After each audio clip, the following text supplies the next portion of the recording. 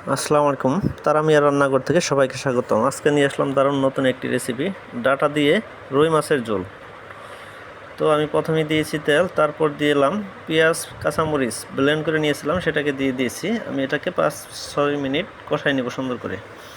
যারা ভিডিওটি দেখতে চাচ্ছেন তারা অবশ্যই পুরো ভিডিওটা দেখবেন, তা না হলে স্কিপ করে চলে যাবেন, বুঝতে পারবেন না।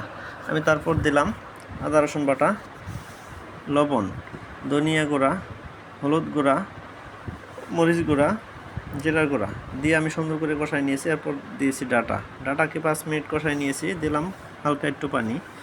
এই পর্যায়ে অ্যাড করব আমি আলু। ডাটাটা সিদ্ধ হইতে সময় একটু বেশি নেয়, যার কারণে আলুটা একটু পরে দিলাম।